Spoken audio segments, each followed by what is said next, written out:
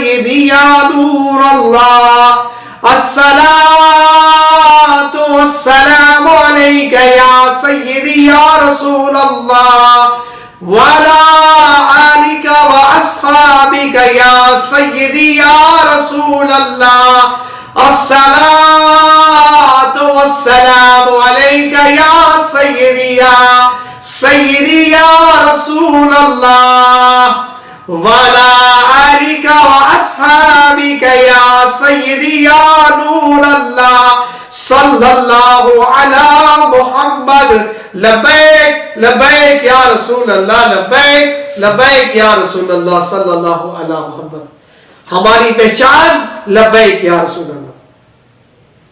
ہم نے قبر میں حشر میں نعرے لگانے ہیں لبیک یا رسول اللہ۔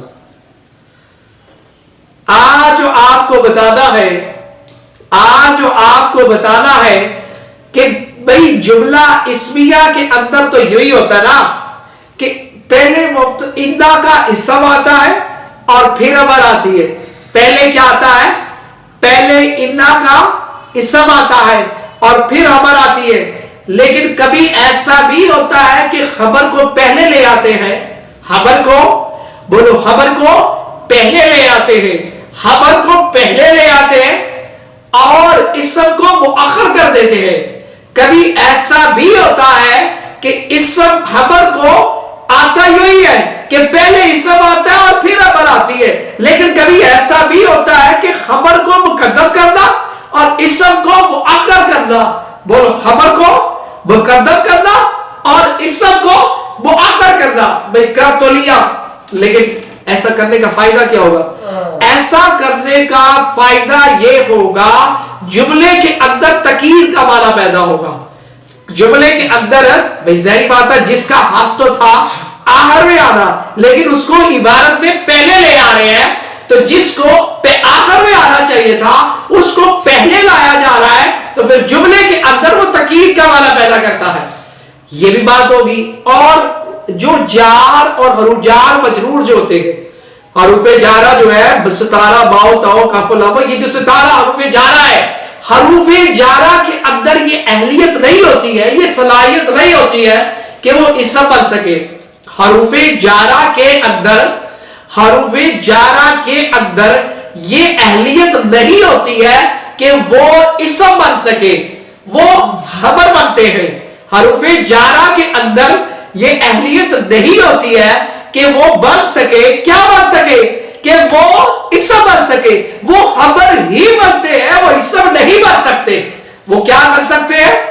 حروف جارہ کے اندر یہ صلاحیت نہیں ہوتی کہ وہ اسم بن سکے، وہ خبر ہی بنتے ہیں۔ اور خبر بھی نہیں بلکہ خبر کے کیا مقام ہوتے ہیں؟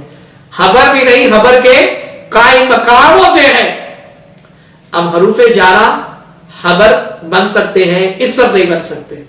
اب اللہ نور السماوات والارض، اب یہ تو مبتدا خبر ہے، اللہ نور السماوات والارض، اس میں جلالت مبتدا، نور مضاف، سماوات معطوف علیہ، اور پھر واو عاطفہ، والارض معطوف، مرکب عطفی کا مجموعہ ہو کر یہ اس میں جلالت کے لیے کیا بن جائے گا؟ خبر۔ اب مبتدا اور خبر مل کر جملہ اسمیہ خبریہ ہو جائے گا۔ تو اب یہ تو عبارت بنی مبتدا خبر مل کر جملہ اسمیہ خبریہ ہوا، لیکن اب سورۃ بقرہ کے اندر کیا آیا؟ میں آپ کو قرآن پاک سے مثالیں دے رہا ہوں۔ وہ کیا ہے کہ یہاں پر آیا اللہ نور السماوات والارض، یہ بھی قرآن کا عبارت ٹیکسٹ ہے۔ اب یہاں پر سورۃ بقرہ کے اندر آیا للہ ما فی السماوات و ما فی الارض، بولو کیا آیا؟ للہ ما فی السماوات و ما فی الارض۔ اب للہ، اب دیکھیں نا لام حروف جارہ ہے، بولو کیا ہے؟ لام حروف جارہ ہے۔ اور حروف جارہ کا قاعدہ بتایا تھا آپ کو کہ حروف جارہ کے اندر یہ اہلیت، حروف جارہ کے اندر یہ اہلیت نہیں ہوتی ہے کہ وہ کیا بن سکے؟ اسم۔ تو پھر یہ حروف جارہ کیا بنتے ہیں؟ خبر۔ تو پھر یہ کیا ہے؟ خبر مقدم، للہ جار مجرور ہو کر خبر مقدم، جار مجرور ہو کر خبر مقدم۔ تو خبر مقدم کیا ہوتی ہے؟ جملے کے اندر تاکید کا معنی ہوتا ہے۔ تو گیا. پہلے عبارت تھی اللہ زمین و اسمان، اللہ کا نور زمین و اسمان میں. تو اب یہاں پر اللہ، اب یہ تو تھا مبتدا خبر، مبتدا کو پہلے لے آئے، پھر خبر لے آئے، تو پھر جملہ اسمیہ خبریہ. لیکن خبر کو جار مجرور خبر بنتے ہیں، اسم بن نہیں سکتے.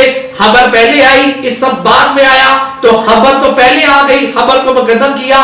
جملے کے اندر تاکید کا معنی ہوگا، کیا ہوگا؟ اللہ ہی کے لیے ہے. تو اب اللہ ہی کے لیے ہے، اللہ ہی. اب یہ جو ہی ہے نا، ہی بولو، یہ ہی، یہ اس پر زور بار بار، یہ جو ہی ہے نا عبارت کے اندر ہی، یہ ہی کا ترجمہ کون دے رہا ہے؟ یہ خبر کو مقدم کرنے کا. یہ خبر کو مقدم کرنے کی وجہ سے، یہ خبر کو مقدم کرنے کی وجہ سے، یہ خبر کو مقدم کرنے کی وجہ سے، یہ خبر کو مقدم کرنے کی وجہ سے یہ تاکید کا معنی پیدا ہوگا. پہلے تو اللہ زمین اسمان کا نور اللہ، لیکن اب خبر کو مقدم کیا تو تاکید کا اللہ ہی کے لیے. اب یہ جو ہی ہے نا، یہ ہی، یہ جملے کے اندر ہی کا معنی زور ہے، تاکید ہے.